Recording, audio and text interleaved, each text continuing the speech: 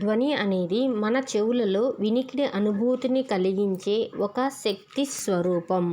మనం వస్తువులను కంపింపచేస్తే ధ్వని ఉత్పత్తి అవుతుంది. కంపనం అనగా వస్తువుని వేగంగా ముందుకు వెనుకకు కదిలించడము. స్వరతంత్రాల్లోని కంపనాల వల్లనే మానవుని స్వరం నుంచి ధ్వని ఉత్పత్తి అవుతుంది. పదార్థం లేదా వస్తువు ద్వారా ధ్వని ప్రసారం అవుతుందో ఆ పదార్థాన్నే యానకం అంటారు. ధ్వని జనకం ద్వారా యానకంలో కలగచేయబడిన అలజడి యానకం ద్వారా ప్రయాణిస్తుందే కానీ యానకంలోని కణాల ద్వారా ప్రయాణించదు. ధ్వని జనకం ద్వారా యానకంలో కలుగచేయబడిన అలజడి యానకం ద్వారా ప్రయాణిస్తుందే కానీ యానకంలోని కణాల ద్వారా ప్రయాణించదు. ధ్వని తరంగాలను యానకంలోని కణాల కదలికగా కాక శక్తి ప్రసారంగా అభివర్ణించవచ్చు. వాటిని యాంత్రిక తరంగాలు అనవచ్చు. ధ్వని తరంగాలను యానకంలోని కణాల కదలికగా కాక శక్తి ప్రసారంగా అభివర్ణించవచ్చు. వాటిని యాంత్రిక తరంగాలు అనవచ్చు. గాలి అనేది ధ్వని ప్రయాణించే అతి సామాన్య యానకము. వస్తువు వేగంగా ముందుకు వెనక్కి కదిలినప్పుడు సంపీడనాలు మరియు విరళీకరణాల శ్రేణి గాలిలో సృష్టించబడతాయి. సంపీడనం అంటే కంప్రెషన్, విరళీకరణం అంటే రేర్ఫ్రాక్షన్. వస్తువు వేగంగా ముందుకి వెనక్కి కదిలించినప్పుడు సంపీడనాలు మరియు విరళీకరణాల శ్రేణి గాలిలో సృష్టించబడతాయి. సంపీడనము ఒక అధిక పీడనం గల ప్రాంతం, విరళీకరణం ఒక అల్ప పీడనం గల ప్రాంతం. యానకంలో అధిక సాంద్రత గల కణాలు అధిక పీడనాన్ని కలుగజేస్తాయి మరియు అల్ప సాంద్రత గల కణాలు అల్ప పీడనాన్ని కలుగజేస్తాయి. యానకంలోని ధ్వని ప్రసారాన్ని సాంద్రతల వ్యత్యాసాల ప్రసారంగాను లేదా పీడనాల వ్యత్యాసాల ప్రసారంగాను చూడవచ్చును. యానకంలోని ధ్వని ప్రసారాన్ని సాంద్రత వ్యత్యాసాల ప్రసారంగాను లేదా పీడన వ్యత్యాసాల ప్రసారంగాను చూడవచ్చును. ధ్వని ప్రసారం అనేక సంపీడనాలు మరియు విరళీకరణాల శ్రేణి. మనం ఇప్పుడు స్ప్రింగులో కలుగజేయబడిన అలజడి యొక్క ప్రసారాన్ని యానకంలోని ధ్వని ప్రసారంతో పోల్చవచ్చును. ఈ తరంగాలను అనుదైర్ఘ్య తరంగాలు అని పిలుస్తారు. ఇది ఒక ఎగ్జాంపుల్. స్ప్రింగ్ని లాగితే రెండు వైపుల నుంచి లాగడం లేదా రెండు వైపుల నుంచి కంప్రెస్ చేయడం అలా చేసినప్పుడు స్ప్రింగులో అనుదైర్ఘ్య తరంగాలు ఏర్పడతాయన్నమాట. ఆ ఎగ్జాంపుల్ ద్వారా ధ్వని తరంగాలను వివరించవచ్చు. నెక్స్ట్, తరంగాలలో యానకంలోని కణాలన్నీ యానకంలో కలుగచేయబడిన అలజడి ప్రసార దిశకు సమాంతరంగా కదులుతాయి. తరంగాలలో యానకంలోని అంటే అనుదైర్ఘ్య తరంగాల్లో యానకంలోని కణాలన్నీ యానకంలో కలుగజేయబడిన అలజడి ప్రసారణ దిశకు సమాంతరంగా కదులుతాయి. కణాలు ఒక స్థానం నుంచి మరొక స్థానానికి కదలవు, కానీ అవి వాటి విరామ స్థానం నుంచి ఇరువైపులకు మాత్రమే కదులుతాయి. అంటే కణాలు ఒక స్థానం నుంచి మరొక స్థానానికి పూర్తిగా కదలవు, వాటి విరామ స్థానాన్ని నుంచి అటు ఇటు మాత్రమే కదులుతాయి.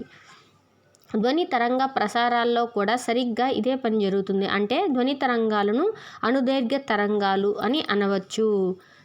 ఇంకొక రకం, మనకు రెండు రకాల తరంగాలు ఉన్నాయి. అనుదైర్ఘ్య తరంగాలు, తిర్యక్ తరంగాలు. అనుదైర్ఘ్య తరంగాలు అనేవి వాటి పూర్తిగా కణాలు అనేవి కదలవు, వాటి విరామ స్థానం నుంచి అటు ఇటు మాత్రమే కదులుతూ ఉంటాయి, మళ్ళీ వాటి యథాస్థితికి వస్తూ ఉంటాయి. వాటిని అనుదైర్ఘ్య తరంగాలు అంటారు. మళ్ళీ తిర్యక్ తరంగం అని ఇంకొక రకం ఉంది. ఆ తరంగం గురించి చెప్పుకుందాం. తిర్యక్ తరంగంలో యానకంలోని కణాలు తరంగ చలన దిశలో కంపనాలు చేయవు, కానీ అవి వాటి విరామ స్థానం నుండి పైకి కిందికి కదులుతాయి. ఇక్కడ ఏంటి, పైకి కిందికి కదులుతున్నాయి తిర్యక్ తరంగాలు. అదే అనుదైర్ఘ్య తరంగాల్లో యానకంలోని కణాలన్నీ ఎలా ఉంటాయంటే తరంగ ప్రసారణ దిశకు సమాంతరంగా కదులుతాయి. ఏ దారిలో వెళ్తుందో అట్లాగే స్ట్రైట్గా పోతుంటుంది. అదే తిర్యక్ తరంగం అయితే పైకి కిందికి శృంగం ద్రోణులు ఏర్పడతాయి కదా, అలా కదులుతూ పోతాయి అన్నమాట. యానకంలోని ప్రతి ఒక్క కణము యానకంలో తరంగ ప్రసార దిశకు లంబంగా వాటి విరామ స్థానం నుంచి కంపిస్తూ ఉంటే ఆ తరంగాలే తిర్యక్ తరంగాలు. మనం చెరువులో ఒక గులకరాయిని వేసినప్పుడు నీటి ఉపరితలంపై నువ్వు చూసే తరంగాలే తిర్యక్ తరంగాలు. కాంతి ఒక తిర్యక్ తరంగము. కాంతిలో కంపనాలు చేసేవే యానకంలోని కణాలు, పీడనం లేదా సాంద్రత కాదు. అంటే కాంతిలో కంపనాలు చేసే యానకంలోని కణాలే, పీడనం లేదా సాంద్రత అనేవి కావు. అది ఒక యాంత్రిక తరంగం కాదు. అంటే కాంతి తరంగం అనేది యాంత్రిక తరంగం కాదు, కానీ ధ్వని తరంగం యాంత్రిక తరంగం అవుతుందన్నమాట. నెక్స్ట్, ధ్వని తరంగం యొక్క లక్షణాలు. ధ్వని తరంగాన్ని క్రింది భావనల ద్వారా వివరించవచ్చు. పౌనఃపున్యం, కంపన పరిమితి, వేగం. పౌనఃపున్యం, కంపన పరిమితి, వేగం. సంపీడనం అనేది కణాలన్నీ ఒకే చోట గుంపుగా కలిసినటువంటి ప్రాంతము. అంటే ఒక శిఖర భాగం గరిష్టంగా గల సంపీడనాన్ని సూచిస్తుంది. అందుకే సంపీడనాలు అధిక సాంద్రత గల, అదేవిధంగా పీడనం అధికంగా గల ప్రదేశాలు. విరళీకరణాలు అనేవి తక్కువ సాంద్రత కలిగి కణాలన్నీ దూరంగా విస్తరించబడిన ప్రాంతాలు. వాటిని మనం లోయతో సూచిస్తాము. అంటే శృంగం, ద్రోణి ఇలా ఉంటుంది కదా, ఇట్లా ఎత్తు శిఖర భాగాన్ని సంపీడనం అని, కిందకు ఉన్న భాగాన్ని ద్రోణి అంటామన్నమాట. ఈ ద్రోణిని లోయ ప్రాంతంగా చూపిస్తారనమాట. అంటే సంపీడన విరళీకరణాలు అన్నప్పుడు ఏమవుతుందంటే చిక్కగా ఒక దగ్గర ఉంటుంది, తర్వాత ఇట్లా వేరుగా ఉంటుంది, మళ్ళీ ఒక దగ్గర గుంపుగా అట్లా ఉంటుంది అనమాట. అట్లా గుంపుగా ఉన్న దగ్గర సంపీడన ప్రాంతం అంటారు. అక్కడ ఏంటంటే సాంద్రత ఎక్కువగా ఉంటుంది కాబట్టి పీడనం కూడా ఎక్కువగా ఉంటుందన్నమాట.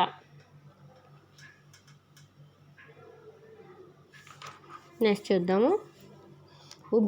ఇక్కడ ఉబ్బెత్తు భాగాన్ని అంటే తీగని ఇలా అన్నామనుకోండి, ఇట్లా పోతూ ఉంటుంది. మనం ఒక తాడుని ఒక కొన కట్టుకుని ఇంకో కొన మన చేత్తో పట్టుకుని ఇలా అన్నామనుకోండి, వాళ్ళు అంటుంటారు ఎక్సర్సైజ్ లాగా 2 చేతులతో 2 తాళ్ళని ఇలా పట్టుకుని. అలా అంటున్నప్పుడు ఆ తాడు పైకి కిందకి ఇలా పాములా కదులుతూ వస్తుంది. అలా ఉబ్బెత్తుగా ఉన్న భాగాన్ని తరంగం యొక్క శృంగం అని, లోతు భాగాన్ని ద్రోణి అని అంటారనమాట. నెక్స్ట్, 2 వరుస సంపీడనాల మధ్య దూరం లేదా 2 వరుస విరళీకరణాల మధ్య దూరాన్ని తరంగ దైర్ఘ్యం అంటారు. తరంగ దైర్ఘ్యాన్ని లాంబ్డా అనే గ్రీకు అక్షరంతో సూచిస్తారు. తరంగ దైర్ఘ్యానికి SI ప్రమాణం మీటరు. నెక్స్ట్, ఒక సైంటిస్ట్ గురించి తెలుసుకుందాం. మ్యాక్స్వెల్. ఈయన జేసీ మ్యాక్స్వెల్ విద్యుదయస్కాంత సిద్ధాంతాన్ని నిర్ధారించారు. భవిష్యత్తులో రాబోయే రేడియో, టెలివిజన్, టెలివిజన్లకు కూడా నాంది వేశారు. ఇతని ఆవిష్కరణలో భవిష్యత్తులో ఆల్బర్ట్ ఐన్స్టీన్ వివరించిన కాంతి విద్యుత్ ఫలితం కూడా ఒకటి. ఈయన గౌరవార్థం పౌనఃపున్యానికి SI ప్రమాణంగా హెర్ట్జ్ అని నామకరణం చేశారు. హెచ్ 1857 ఫిబ్రవరి 22న జర్మనీలోని హెంబర్స్లో హెన్రిచ్ రొడాల్ఫ్ హెర్ట్జ్ జన్మించి యూనివర్సిటీ ఆఫ్ బెర్లిన్ నందు విద్యనభ్యసించారు. తన ప్రయోగాల ద్వారా ఈయన జేసీ మ్యాక్స్వెల్ విద్యుదయస్కాంత సిద్ధాంతాన్ని నిర్ధారించారు. అంటే ఆల్రెడీ ఉన్న మ్యాక్స్వెల్ విద్యుదయస్కాంత సిద్ధాంతాన్ని హెర్ట్జ్ అనే శాస్త్రవేత్త నిర్ధారించారు. అలాగే భవిష్యత్తులో రాబోయే రేడియో, టెలివిజన్లకు కూడా నాంది వేశారు.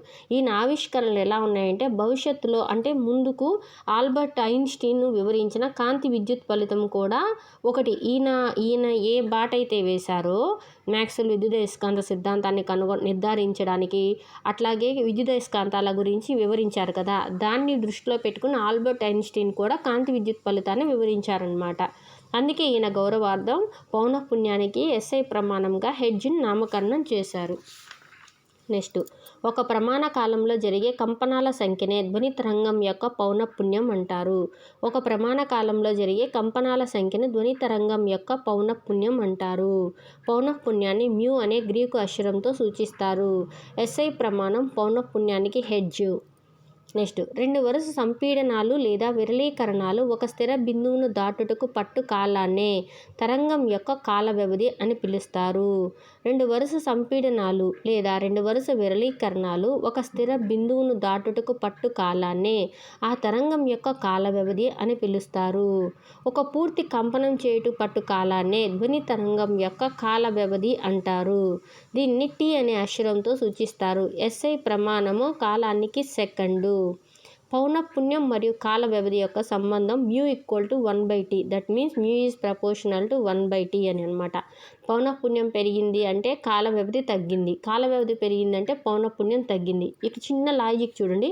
ఒక స్థిర బిందువును దాటాలి 2 సంపీడనాలు కానీ విరళీకరణాలు కానీ. 2 వరుస సంపీడనాలు తక్కువ టైంలో ఎక్కువ అవి సంపీడనాలు అనేది దాటుకుంటూ వెళ్ళాయనుకోండి, లేదా 2 విరళీకరణాలు దాటుకుంటూ వెళ్ళాయనుకోండి, వాటి పౌనఃపున్యం అనేది పెరిగింది. మనకేమంటే 1 సెకండ్ కాలంలో ప్రయాణించే తరంగాల సంఖ్యనే, కణాల సంఖ్యనే పౌనఃపున్యం అంటారు కదా. అట్లాగా తక్కువ టైంలో ఎక్కువ పోయాయనుకో పౌనఃపున్యం పెరిగినట్టు.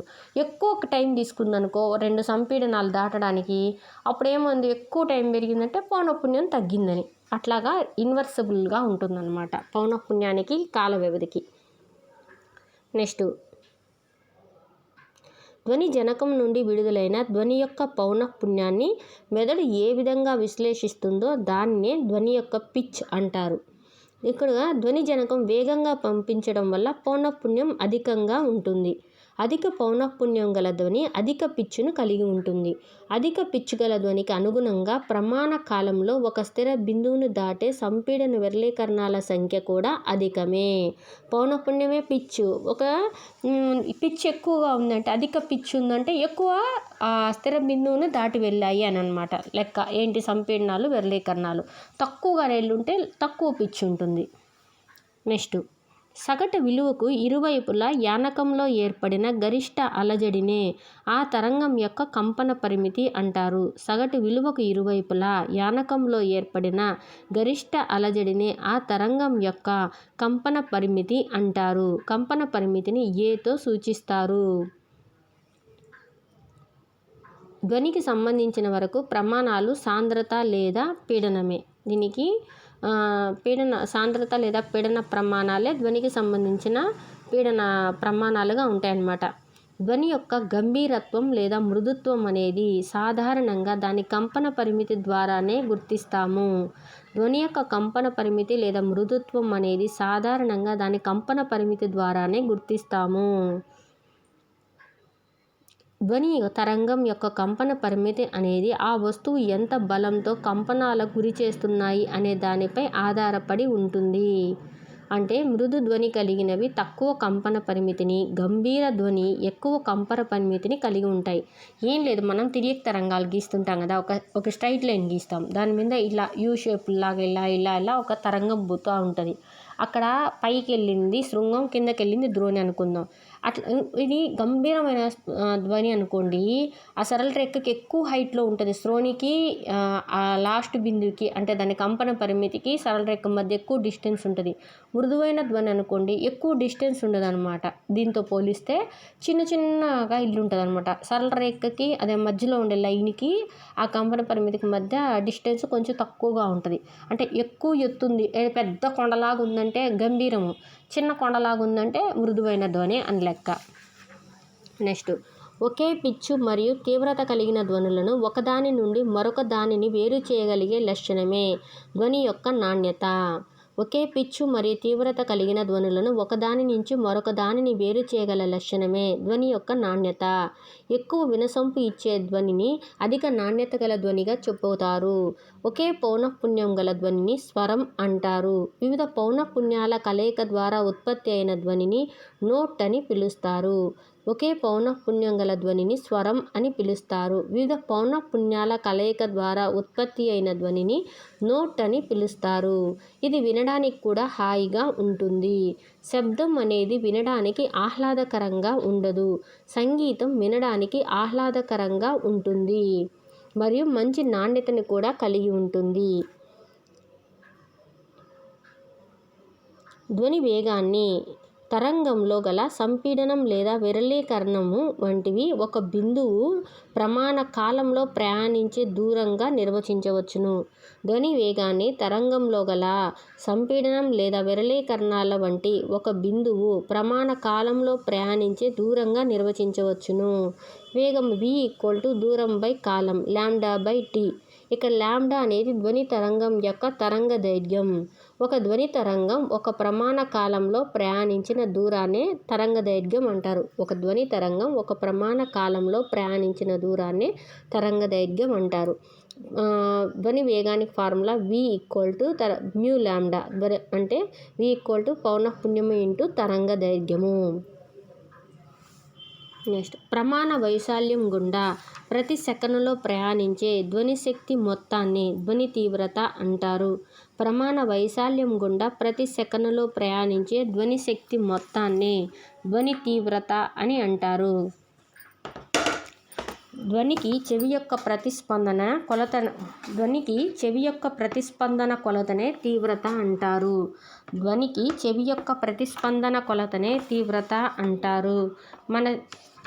ఒకే తీవ్రత గల రెండు ధ్వనులను మనం వింటున్నప్పుడు కూడా ఒకదానికన్నా మరొకటి బిగ్గరగా వింటాం. ఎందుకంటే మన చెవి దాన్ని సరిగా గుర్తించడమే కారణం. నెక్స్ట్, వివిధ యానకాల ధ్వని యొక్క బడి. కాంతి యొక్క వడి కన్నా ధ్వని ప్రయాణించే వడి చాలా తక్కువ. అందుకే మనకి మెరుపు, ఉరుము ఒకేసారి సంభవించిన మెరుపు కనిపించిన తర్వాతనే మనకు ధ్వని యొక్క ఉరుము శబ్దం వినిపిస్తుంది. ఎందుకంటే కాంతి యొక్క వడితో పోలిస్తే ధ్వని యొక్క వడి చాలా తక్కువ అన్నమాట. ధ్వని యొక్క వడి అది ప్రయాణించే యానకం యొక్క లక్షణాలపై ఆధారపడి ఉంటుంది. యానకంలో ధ్వని యొక్క వడి యానకం ఉష్ణోగ్రతపై ఆధారపడుతుంది. ధ్వని యొక్క వడి ఘనస్థితి నుంచి వాయుస్థితికి వెళ్ళేటప్పుడు తగ్గుతుంది. ధ్వని యొక్క వడి ఘనస్థితి నుంచి వాయుస్థితికి వెళ్ళేటప్పుడు తగ్గుతుంది. ఏ యానకంలోనైనా మనం ఉష్ణోగ్రతను పెంచితే ధ్వని యొక్క వడి పెరుగుతుంది. ఏ యానకంలోనైనా మనం ఉష్ణోగ్రతను పెంచితే ధ్వని యొక్క వడి పెరుగుతుంది. ఉదాహరణకు 0 డిగ్రీల సెల్సియస్ వద్ద గాలిలో ధ్వని యొక్క వడి 331 మీటర్ పర్ సెకను. అదే 22 డిగ్రీల సెల్సియస్ వద్ద 344 మీటర్ పర్ సెకను. అంటే మనం ఏం చెప్పాము, ఉష్ణోగ్రత పెరిగితే ధ్వని యొక్క వడి కూడా పెరుగుతుంది. 0 డిగ్రీల సెల్సియస్ వద్ద గాలిలో ధ్వని వేగం ఎంత ఉంది, 331 మీటర్ పర్ సెకన్ ఉంది. అదే 22 డిగ్రీల సెల్సియస్ వద్ద గాలిలో ధ్వని వేగం 344 మీటర్ పర్ సెకన్ ఉంటుంది. ఇక్కడ మనకు 25 డిగ్రీల సెల్సియస్ వద్ద వివిధ యానకాల ధ్వని వేగం అని టేబుల్ ఇచ్చున్నాడు. ఈ టేబుల్ని మళ్ళీ విడిగా నేర్చుకుందాం. నెక్స్ట్, ధ్వని పతన మరియు పరావర్తన దిశలు పతన బిందువు వద్ద పరావర్తన తలానికి గల లంబంతో సమానమైన కోణాలు చేస్తాయి మరియు ఆ మూడు కూడా ఒకే తలంలో ఉంటాయి. కాంతి పరావర్తన నియమాలు ఉన్నాయి కదా, అవే దాన్ని ధ్వని తరంగాలు కూడా ఒబే చేస్తాయి అన్నమాట. అంటే పతన కోణం, పరావర్తన కోణం, తలానికి గీసిన లంబం మూడు ఒకే తలంలో ఉంటాయి. కానీ ధ్వని తరంగాలు పరావర్తనానికి నునుపు చేయబడిన లేదా గరుకు గల ఒక పెద్దదిగా గల అవరోధం అవసరం. ఎందుకంటే ధ్వని అనేది కాంతి అనేది కనిపిస్తుంది. ధ్వని వినపడాలంటే దానికి కూడా ఒక పరావర్తన స్థలం అనేది ఉండాలి. ఆ స్థలం నునుపుగా అయినా ఉండవచ్చు, గరుకుగా అయినా ఉండవచ్చు అన్నమాట. నెక్స్ట్, ప్రతిధ్వని. మనం తిరిగి వినగలిగే ధ్వనినే ప్రతిధ్వని అంటారనమాట. దీనినే ఎకో అంటారనమాట. Sound which we hear is called an echo. అంటే ఏదైతే మనం వినగలుగుతామో ఆ ధ్వనినే ప్రతిధ్వని అంటాం. ప్రతిధ్వని అంటే ఎకో అంటారు. ECHO echo. ధ్వని యొక్క సంకేతాలు మన మెదడులో 0.1 సెకను పాటే నిలిచి ఉంటాయి. ధ్వని యొక్క సంకేతాలు మన మెదడులో 0.1 సెకను కంటే పాటు మాత్రమే నిలిచి ఉంటాయి. దూరం నుంచి మనం ప్రతిధ్వని వినాలి అంటే అసలు ధ్వనికి మరియు ప్రతిధ్వనికి అనగా పరావర్తన ధ్వనికి మధ్య కనీసం 0.1 సెకను కాల వ్యవధి ఉండాలి. దూరం నుంచి మనం ప్రతిధ్వని వినాలి అంటే అసలు ధ్వనికి మరియు పరావర్తన ధ్వనికి మధ్య కనీసం 0.1 సెకన్ కాల వ్యవధి ఉండాలి.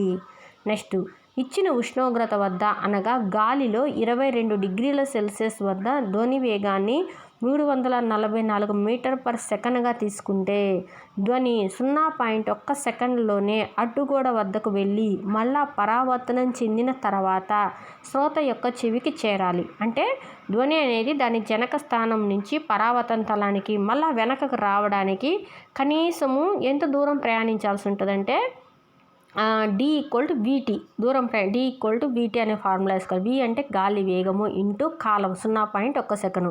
344 ఇంటూ 0.1 అంటే 34.4 మీటర్లు. అంటే మొత్తం ఎంత దూరం ప్రయాణించింది ఆ ధ్వని అంటే 34.4 మీటర్లు ప్రయాణించింది. అంటే వేరువేరు ప్రతిధ్వనులను వినాలి అంటే ధ్వని జనకానికి అడ్డుగోడకు మధ్య కనీసము ఎంత దూరం ఉండాలంటే దాంట్లో సగం దూరం ఉండాలి. అంటే 34.4లో సగం ఎంత, 17.2 మీటర్లు ఉండాలి. ఎందుకు దీన్ని కాన్స్టెంట్గా చెప్పుకుంటున్నామంటే 0.1 సెకను మాత్రమే మన బ్రెయిన్ అనేది సౌండ్ని నిలిపి ఉంచొద్దు అనమాట. ఫస్ట్ మనం ఒక సౌండ్ చేసాము, ఆ చేయంగానే అది మనకి వినిపిస్తుంది. ఎంతసేపు ఉంటుంది, 0.1 సెకనే ఉంటుంది. మళ్ళీ ఇంకో కొత్త సౌండ్ వినిపించేలోపు మనం రిలీజ్ చేసిన ఈ సౌండ్ అనేది వెళ్ళి ఒక పరావర్తన తలాన్ని తాకి మళ్ళీ మన దగ్గరికి చేరాలన్నమాట. ఆ 0.1 సెకనులో ధ్వని వెళ్ళి మన దగ్గరికి రావాలి అంటే ఆ పరావర్తక తలం మనకి ఎంత దూరంలో ఉండాలంటే 17.2 మీటర్ల దూరంలో ఉండాలి. ఇంతకుముందు ఓల్డ్ బుక్లో 16.5 మీటర్లు అనేది ఉంది, కానీ మన ప్రజెంట్ న్యూ బుక్ ప్రకారం 17.2 మీటర్లు. నెక్స్ట్, గాలి యొక్క ఉష్ణోగ్రతను బట్టి కూడా ఈ దూరం మారుతుంది. అంతే కదా, మనం ఏమన్నాము, ఉష్ణోగ్రత పెరుగుదలతో ధ్వని యొక్క వేగం కూడా పెరుగుతుందన్నాం. 22 డిగ్రీల సెల్సియస్ వద్ద 17.2 మీటర్లు ఉంది. ఇంకొంచెం టెంపరేచర్ పెంచామనుకో గాలి వేగం ఇంకా వేగంగా వెళ్తుంది. అది ఇంకా వేగంగా వెళ్ళినప్పుడు ఏమవుతుందంటే పరావర్తన తలం 17.2 మీటర్లు కాదు, ఇంకా దూరంగా ఉన్నా కూడా వెళ్ళి టచ్ చేసి మళ్ళీ వెనక్కి రాగలదు అనమాట. సో గాలి యొక్క ఉష్ణోగ్రతను బట్టి ఈ దూరం అనేది మారుతూ ఉంటుంది. నెక్స్ట్, మేఘాలు భూమి వంటి అనేక పరావర్తక తలాల నుండి ధ్వని వరుస పరావర్తనాల కారణంగానే ఉరుములు ఏర్పడతాయి. ఉరుములు ఎలా ఏర్పడుతుందంటే మేఘాలు భూమి వంటి అనేక పరావర్తక తలాల నుండి ధ్వని యొక్క వరుస పరావర్తనాల కారణంగా ఉరుములు ఏర్పడతాయి. నెక్స్ట్, ప్రతినాదనాన్ని రివర్బరేషన్ అంటాం. రివర్బరేషన్ REVERBERATION రివర్బరేషన్ ప్రతినాదం. పలుమార్లు పరావర్తనం కారణంగా సాగదీయబడిన ధ్వనిని ప్రతినాదం అంటారు. పలుమార్లు పరావర్తన కారణంగా సాగదీయబడిన ధ్వనినే ప్రతినాదం అంటారు. అంటే ఒక పెద్ద హాల్లో ధ్వని ప్రొడ్యూస్ చేసామనుకోండి, ఆ హాల్లో ఉండే గోడల్ని అటా ఇటా తాకుతూ ఇలా పరావర్తనం చెందుతూ ఉంటుందన్నమాట అనేక సార్లు. అలా పరావర్తనం చెంది లాస్ట్కి మనకు ఆ సౌండ్ అనేది వినపడకుండా పోతుంది. అలాగా పలుమార్లు పరావర్తనం కారణంగా సాగదీయబడిన ధ్వనినే ప్రతినాదం అంటారు. నెక్స్ట్, ఒక ఆడిటోరియం లేదా పెద్ద హాల్ నందు కూడా ప్రతినాదం ఎక్కువగా ఉంటుంది. ప్రతినాదాన్ని తగ్గించడానికి సాధారణంగా ఆడిటోరియాల్లో పైకప్పు మరియు గోడలకు ధ్వని గ్రాహక పదార్థాలైన సంపీడన ఫైబర్ బోర్డులు నునుపు చేయడం లేదా మందపాటి తెరలను వినియోగించడం చేస్తారు. ఇక్కడ కుర్చీలకు వాడే పదార్థాలు కూడా ధ్వని గ్రాహక లక్షణాలను బట్టే ఎంపిక చేస్తారు. ప్రతినాదం అనే రివర్బరేషన్ని తగ్గించడానికి ఆడిటోరియాల్లో ఏం చేస్తారంటే, ఆడిటోరియాలే కదా పెద్ద పెద్ద సినిమా హాల్స్లో కూడా పైకప్పుకు గోడలకి ధ్వని గ్రాహక పదార్థాలైన సంపీడన ఫైబర్ బోర్డులని నునుపు చేయడం లేదా మందపాటి తెరలను ఉపయోగిస్తారు. అలాగే కుర్చీలకు వాడే పదార్థాలు కూడా ధ్వని గ్రాహక లక్షణాలు ఉండేటట్టు చూస్తారన్నమాట. ఎకో సౌండ్ అంటే ప్రతిధ్వని వినడానికి మనకు సూత్రం ఏంటంటే D=VT అని వేస్తామన్నమాట. వేగము ఇంటూ కాలం వేస్తే దూరం వస్తుందన్నమాట, ధ్వని ప్రయాణించిన దూరం. దేనికంటే ప్రతిధ్వనిలో వచ్చే ఫార్ములా ఇది. అంటే ప్రతిధ్వని 3 సెకండ్లు వినపడితే ధ్వని యొక్క బడి 342 మీటర్లు అయితే జనకం నుండి పరావర్తన తలానికి దూరం ఎంత అన్నాడు. దూరం D=VT. వేగం వేసాము 342 ఇంటూ కాలం 3 సెకండ్లు వేస్తే ఎంత వస్తుంది, 1026 వచ్చింది. అంటే దూరము మొత్తం 1026 మీటర్లు వెళ్ళొచ్చిందనమాట మనం రిలీజ్ చేసిన ధ్వని అనేది. అంటే పరావర్తక తలానికి ధ్వని జనకానికి మధ్య ఉన్న దూరమే కదా మనం ప్రతిధ్వని వినపడడానికి కావలసిన శబ్దం దూరం అనేది. అప్పుడేమవుద్ది, ఇది మొత్తం ప్రయాణించిన దూరము బై 2 వేసామనుకోండి, జనకానికి పరావర్తన తలానికి మధ్య దూరం తేలుతుందన్నమాట. నెక్స్ట్, ఈ లెసన్ చాలా ఇంపార్టెంటు. చూడండి, ధ్వని యొక్క బహుళ పరావర్తనాల ఉపయోగాలు. మెగాఫోన్లు లేదా హారన్లు మరియు ట్రంపెట్లు, షహనాయి వంటి సంగీత పరికరాలు ధ్వనిని అన్ని దిశల్లో కాకుండా ఒక నిర్దిష్ట దిశలో పంపడానికి వీలుగా అవి తయారు చేయబడతాయి. అవును కదా, ఏ ఆకృతిలో ఉంటాయి, ఒక శంకు ఆకారంలో ఉంటాయి అన్నమాట. మనము సన్నాయి కానీ, హారన్ కానీ, మెగాఫోన్స్ కానీ ఇవన్నీ ఎందుకు వాటి ఆకారం అలా ఉంటుందంటే, ఆ పరికరాల్లో ధ్వని జనకం నుండి విడుదలైన ధ్వని తరంగాలుగా ఎదురుగా ఉన్న శ్రోత వైపు ప్రయాణించేలా అనేక సార్లు పరావర్తనం చెందడానికి వీలుగా అవి శంఖాకృతి కలిగిన గొట్టంలా ఉంటుందన్నమాట. నెక్స్ట్, డాక్టర్లు ఉపయోగించే స్టెథోస్కోప్ అనేది శరీర అంతర్భాగంలో ఉండే వివిధ భాగాల నుంచి వచ్చే శబ్దాలని, ముఖ్యంగా గుండె, ఊపిరితిత్తుల శబ్దాలను వినడానికి ఉపయోగించే ఒక వైద్య పరికరం స్టెథోస్కోప్. స్టెథోస్కోప్లో రోగి యొక్క గుండె చప్పుడు అనేక సార్లు పరావర్తనం చెందుతూ డాక్టర్ యొక్క చెవిని చేరుతుంది. నెక్స్ట్, ఇంకా సినిమా హాళ్ళు, సమావేశ మందిరాల్లో వక్రతల పైకప్పుల నుండి పరావర్తనం చెందిన ధ్వని అన్ని మూలలకు సమానంగా చేరుకునేటట్లు ఉంటాయన్నమాట. కొన్నిసార్లు స్టేజ్కి వెనక వైపున కూడా వక్రతల ధ్వని బోర్డులను ఉంచుతారనమాట. దానివల్ల ఏమవుతుందంటే ఆ ధ్వని బోర్డుల నుంచి పరావర్తనం చెంది హాలు మొత్తం ఏకరీతిగా విస్తరించడానికి వీలుగా ఉంటుందన్నమాట. నెక్స్ట్, వినికిడి పరిధి. మానవుడు వినగలిగే ధ్వని అవధి 20 హెర్ట్జుల నుంచి 20,000 హెర్ట్జులు. హెడ్జ్ అంటే ఏంటంటే ఒక తరంగం పర్ సెకండ్, ఒక సెకనుకి ప్రయాణించే తరంగాలనే హెడ్జ్ అంటాం, పౌనఃపున్యం అంటాం అన్నమాట. 5 సంవత్సరాల లోపు గల చిన్నపిల్లలు మరియు కుక్కలు వంటి కొన్ని జంతువులు 25 కిలో హెడ్జుల లోపు గల శబ్దాలను కూడా వినగలవు. సాధారణ మానవుడు 20 కిలో హెడ్జుల వరకే వినగలుగుతాడు, 20 నుంచి 20 కిలో హెడ్జుల వరకు. కానీ 5 సంవత్సరాల లోపు చిన్నపిల్లలు అలాగే కుక్కలు అయితే 25 కిలో హెడ్జుల వరకు కూడా వాళ్ళు వినగలుగుతారు. అందుకే చిన్నపిల్లలు నిద్రలో ఉలికి పడతా ఉంటారు, భయపడ్డాడు, వాడికి ఏదో వినిపించింది, వాడికి ఏదో భూతం కనిపించింది అంటుంటారు. ఎందుకంటే వాడికి మనం వినలేని శబ్దాలను కూడా వినగలుగుతాడు కాబట్టి నిద్రలో ఉలికి పడడం, భయపడడం చేస్తుంటారనమాట. నెక్స్ట్, వయసు పెరిగే కొద్దీ అధిక పౌనఃపున్యం గల ధ్వనులను వినగలిగే సామర్థ్యం తగ్గుతుంది. 20 హెడ్జుల పౌనఃపున్యం కన్నా తక్కువ పౌనఃపున్యం ఉన్న ధ్వనులని పరశ్రావ్య ధ్వనులు లేదా పరశ్రావ్యాలు అని అంటారు. ఇన్ఫ్రాసౌండ్స్, వీటినే ఇన్ఫ్రాసౌండ్స్, పరశ్రావ్యాలని ఇన్ఫ్రాసౌండ్స్ అంటారు. పరశ్రావ్యాలను మనం వినగలిగితే ఎలాగైతే మనం తేనెటీగ రెక్కలు చేసే కంపనాలను వినగలమో అలాగే లఘులోలకం యొక్క కంపనాలను కూడా వినగలుగుతాము. ఖడ్గమృగాలు 5 హెడ్జుల కంటే తక్కువ పౌనఃపున్యం గల పరశ్రావ్యాలను ఉపయోగించి భావ వ్యక్తీకరణ చేస్తాయి. ఏనుగులు, తిమింగలాలు పరశ్రావ్య హద్దుల్లో గల ధ్వనులను ఉత్పత్తి చేస్తాయి. అంటే ఈ రైనోసార్స్, ఎలిఫెంట్స్, తిమింగలాలు మాట్లాడుకుంటే ఆ మాటలు మనకైతే వినపడవు, ఎందుకంటే మనం 20 హెడ్జుల వరకే వినగలుగుతాం. అవి 5 హెడ్జులు పౌనఃపున్యం గల శబ్దాలను ఉత్పత్తి చేస్తాయంట. సో వాటి వరకే అవి మాట్లాడుకోగలుగుతాయి. అందుకే అవి భూకంపాలు వచ్చిన, సునామీలు వచ్చిన ముందుగానే తెలుస్తాయి. అలాంటి ఎఫెక్ట్ వచ్చినప్పుడు ఆల్రెడీ కొన్ని శబ్దాలు అనేవి బయటకు వస్తాయి, మనం వినలేకపోవచ్చు, ఈ జంతువులు వింటాయి, అందుకే పారిపోతాయి. అందుకే కదా అప్పుడు 2004లో సునామీ వచ్చినప్పుడు ఒక జంతువు కూడా చనిపోలేదంట. అక్కడ ఇంగ్లీష్ లెసన్లో వస్తుంది, ఒక జూలో ఏ జంతువు చనిపోలే, మనుషులే చనిపోయారు. ఎందుకంటే జూలో జంతువులని పారిపోయాయంట, వాటికి తెలిసిపోయింది భూకంపం వస్తుంది, సునామీ వస్తుందని.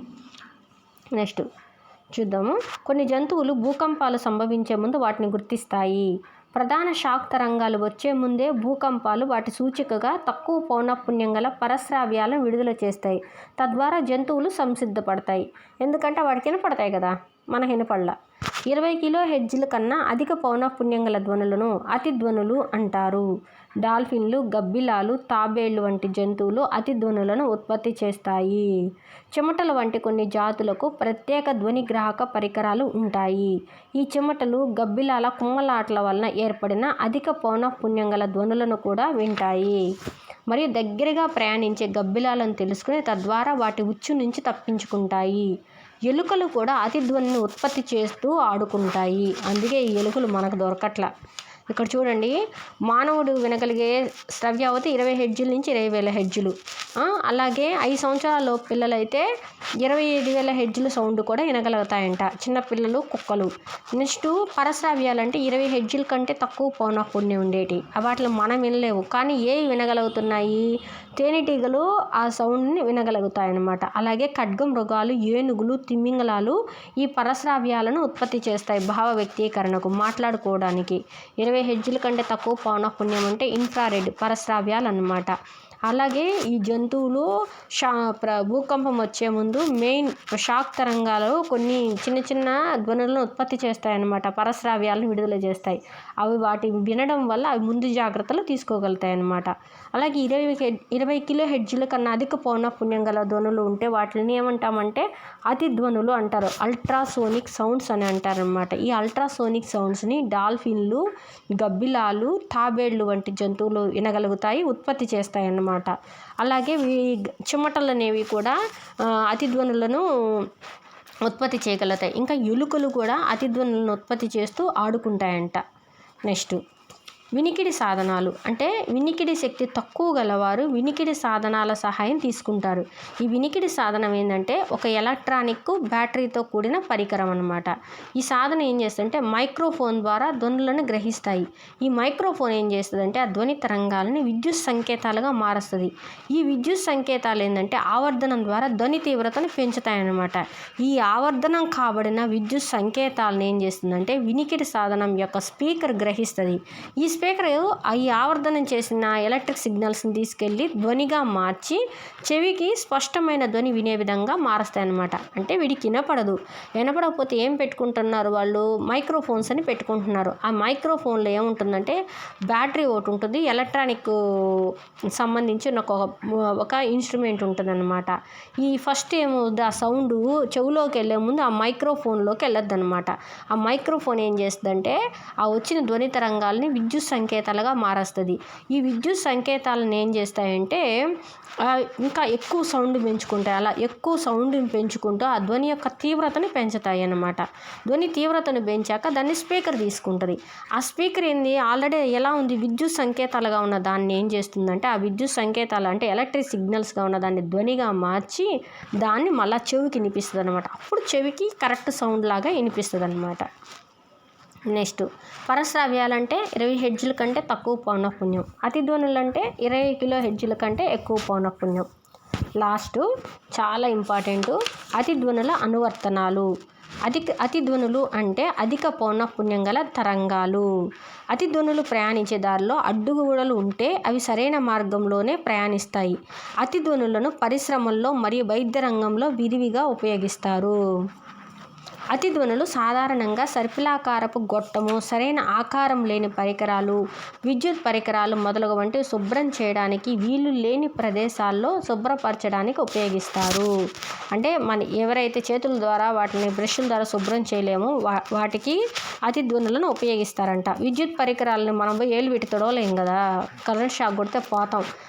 అట్లాగే మెలికలుగా ఉండే వాటిని క్లీన్ చేయలేం. అట్లాంటి దగ్గర అతిధ్వనులను ఉపయోగిస్తారంట. ఎలా ఉపయోగిస్తారంటే శుభ్రపరచాల్సిన వస్తువులను శుభ్రపరిచే ద్రావణంలో ముంచి ఆ తర్వాత ఆ ద్రావణం గుండా అతిధ్వనులను పంపిస్తారు. అధిక పౌనఃపున్యం వలన దానిలో ఉన్న మురికి, గ్రీజు కణాలు వస్తువుల నుంచి బయటపడతాయి. అందువల్ల వస్తువులు చాలా బాగా శుభ్రపడతాయి.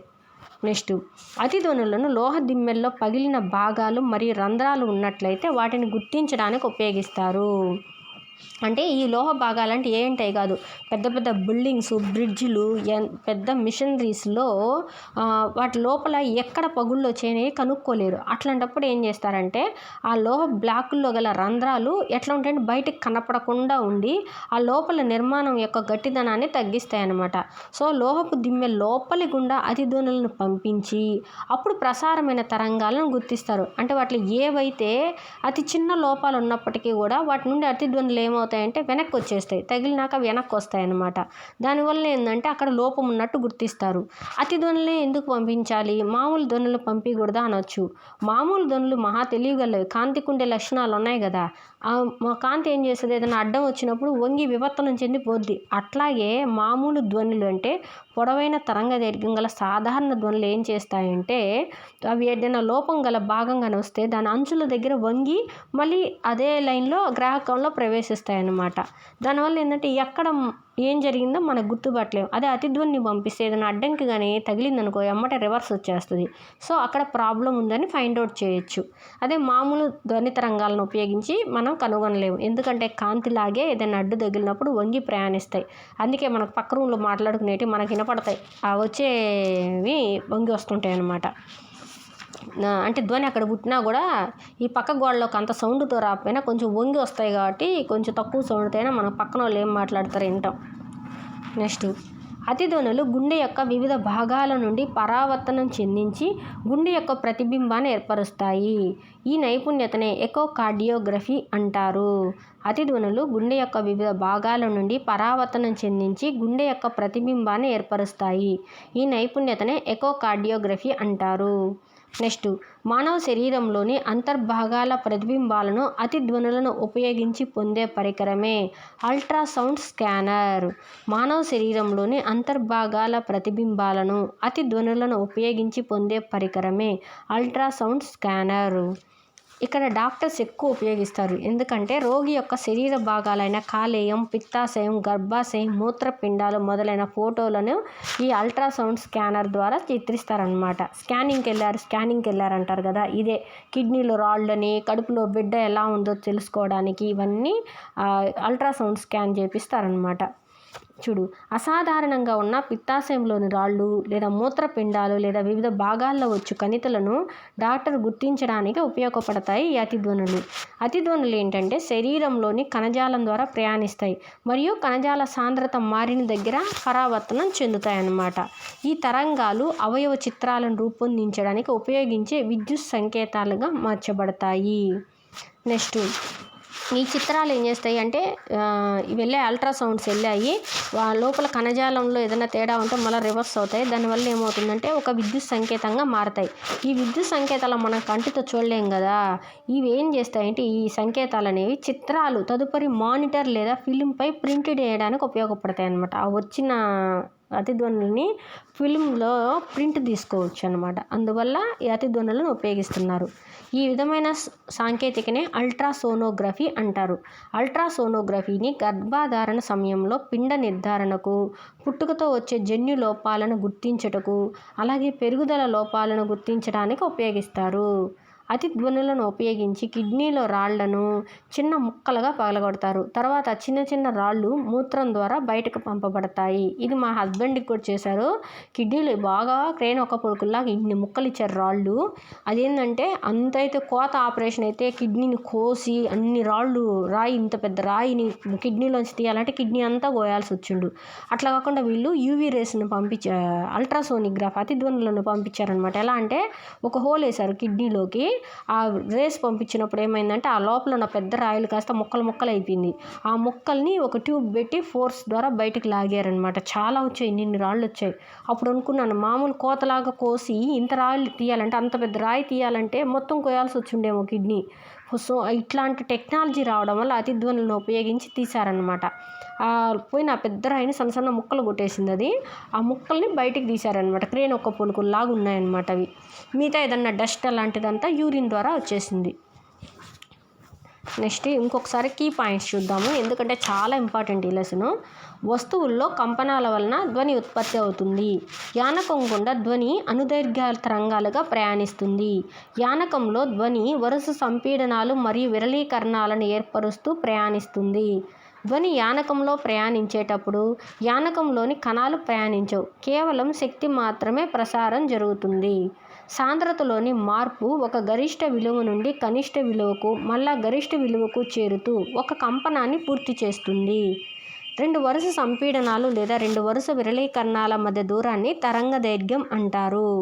యానకం యొక్క సాంద్రత లేదా పీడనం ఒక పూర్తి కంపనం చేయుటకు తరంగానికి పట్టే సమయాన్నే కాల పరిమితి T అంటారు. యానకం యొక్క సాంద్రత లేదా పీడనం ఒక పూర్తి కంపనం చేయడానికి తరంగానికి పట్టే సమయాన్ని కాలపరిమితి T అంటారు. ఒక ప్రమాణ కాలంలో పూర్తి చేయు కంపనాల సంఖ్యనే పౌనఃపున్యం అంటారు. పౌనఃపున్యం μ=1/T. సమీకరణ రూపంలో ధ్వని యొక్క వేగము v, పౌనఃపున్యం μ మరియు తరంగదైర్ఘ్యం లాంబ్డాల మధ్య సంబంధము v=μλ. ధ్వని యొక్క వడి ప్రసార యానకపు స్వభావం మరియు ఉష్ణోగ్రతపై ఆధారపడి ఉంటుంది. ధ్వని యొక్క వడి అనేది ప్రసార యానకం యొక్క స్వభావం మరియు ఉష్ణోగ్రతపై ఆధారపడి ఉంటుంది. ధ్వని పరావర్తన నియమాల ప్రకారం ధ్వని యొక్క పతన దిశ మరియు పరావర్తన దిశలు పరావర్తన తలం యొక్క లంబముతో పతన బిందువు వద్ద చేసే కోణాలు సమానము మరియు అవి ఒకే తలంలో ఉంటాయి. ఏం లేదు, కాంతి పరావర్తన సూత్రాలు యాంగిల్ I=యాంగిల్ R ఆడ పతన కోణం పరావర్తన కోణానికి సమానం. ఇక్కడ కూడా పతన దిశ పరావర్తన దిశలు సమానం. అట్లాగే అక్కడ పతన కోణం పరావర్తన కోణం లంబము ఒకే తలంలో ఉన్నాయి. ఇక్కడ కూడా సేమ్ మూడు ఒకే తలంలో ఉంటాయన్నమాట. నెక్స్ట్, విభిన్న ధ్వనిని వినాలంటే అసలు ధ్వనికి మరియు పరావర్తన ధ్వనికి మధ్య కనీసం 0.1 సెకండ్ కాల వ్యవధి ఉండాలి. ఆడిటోరియంలో ధ్వని అనేక మార్లు పరావర్తన మూలంగా సాగదీయబడిన ధ్వని వినిపిస్తుంది. దీనినే ప్రతినాదం రివర్బరెన్స్ అంటారు. ధ్వని లక్షణాలైన కీచుదనం, తీవ్రత, నాణ్యత అనేవి వాటికి సంబంధిత తరంగ లక్షణాలను బట్టి గుర్తిస్తాము. ధ్వని లక్షణాలైన కీచుదనం పిచ్, తీవ్రత లౌడ్నెస్ మరియు నాణ్యత క్వాలిటీ అనేవి సంబంధిత తరంగ లక్షణాలను బట్టి గుర్తిస్తాము. ధ్వని తీవ్రతకు చెవి యొక్క శారీరక ప్రతిస్పందననే తీవ్రత అంటారు. ధ్వని తీవ్రతకు చెవి యొక్క శారీరక ప్రతిస్పందననే తీవ్రత ఇంటెన్సిటీ అంటారు. ప్రమాణ వైశాల్యం గుండా ప్రతి సెకనులో ప్రయాణించే ధ్వని శక్తినే ధ్వని తీవ్రత అంటారు. Intensity of sound. ప్రమాణ వైశాల్యం గుండా ప్రతి సెకనులో ప్రయాణించే ధ్వని శక్తినే ధ్వని తీవ్రత అంటారు. సాధారణ మానవుని యొక్క శ్రవ్య అవధి పౌనఃపున్య హద్దు 20 హెర్ట్జుల నుంచి 20,000 హెర్ట్జులుగా ఉంటుంది.